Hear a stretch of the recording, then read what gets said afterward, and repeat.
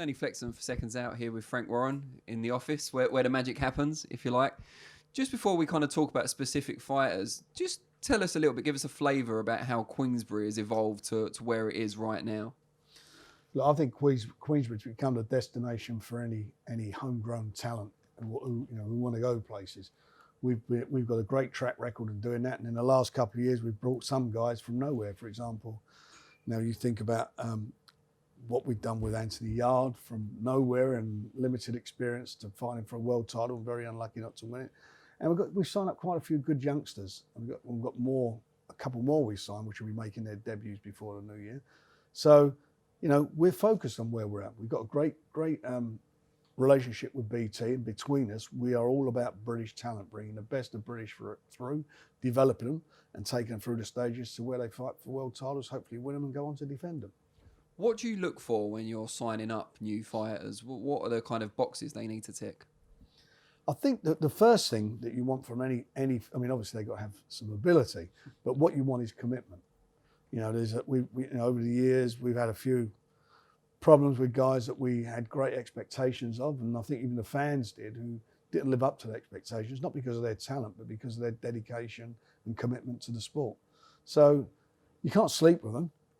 They go to the gym, they train. Certainly not recommended. Well, not my bag anyway. But they go to the gym, they train, and then after that they're out doing their own thing. And hopefully most of them, and the majority of them, know that this sport is all about commitment. They know it's all about talent gets you to a certain level, and then after that it's about what you put into it, about the dedication and so forth.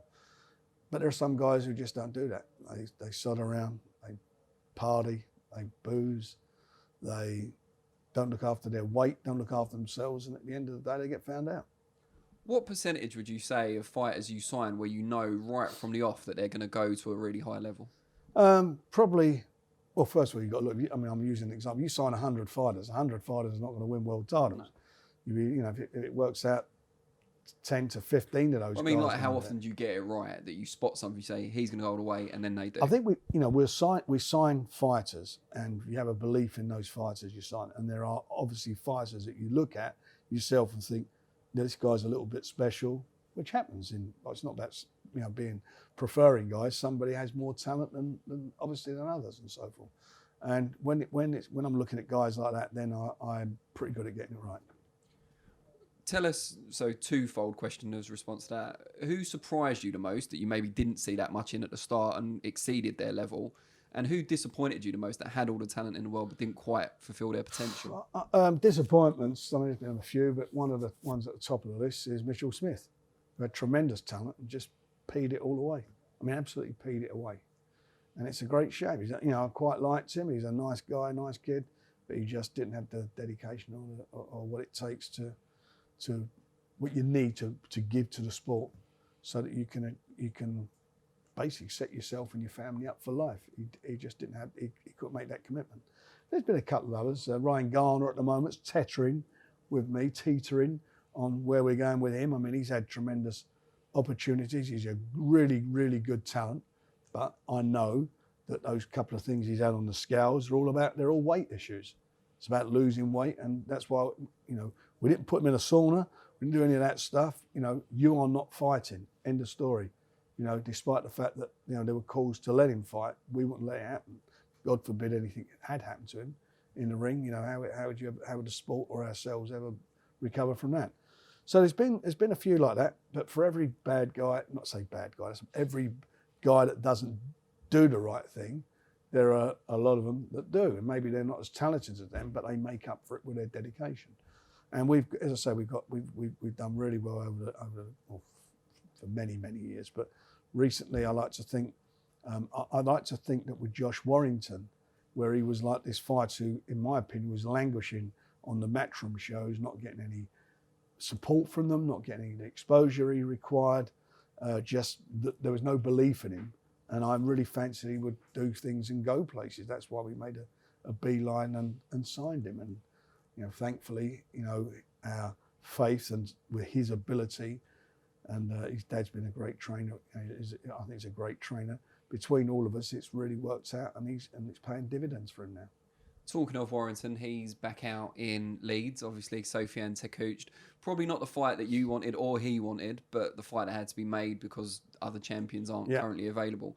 How frustrating does that become when you've got a fighter like Josh who's really ambitious, probably hasn't got 5 years left in the sport to wait around? What was he now, 28? I mean, he's not old, but he's talked about getting out in the next couple of years. He's not burnt out, is he, or anything like that? Of course it's frustrating because, like everybody, he wants to go on to better and better things. I mean, you think of the level that he's fought at in these last few fights.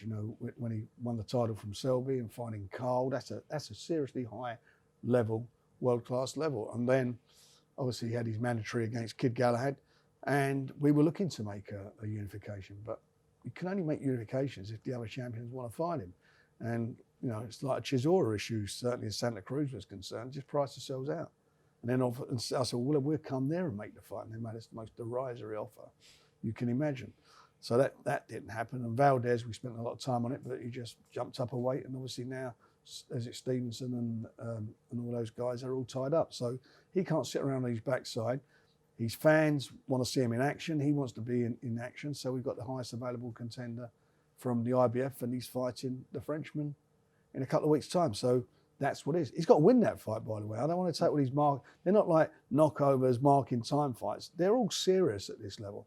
And I've noticed, certainly in the last couple of years, that where people think, oh, it's going to be an easy job or whatever, it's turning out those fights are not the case because, these guys, it's a big moment for them to come in there and grab a world title and put themselves into a big money situation. So Josh has trained for this fight like he's trained to fight a Santa Cruz or a Valdez. He's training very hard. He's very professional, and he wants to go out there and put a great performance on for his fans in Leeds. And then next year, we want to get him into a unification.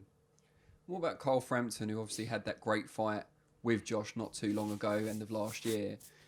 Rumoured he's going to be fighting in the US against Isaac Dogbay. Is that He's correct? got a fight up there, announcing it soon. And that'll be in the States sometime in November. He comes through that. The idea was that he was supposed to fight before that injury that he got, and then hopefully fight for a world title, and then we could have gotten back together again. Yeah. It was a great fight last time. I mean, I thought it was one of the best fights I've seen for years. So who knows? We might be able to try and do that again next year.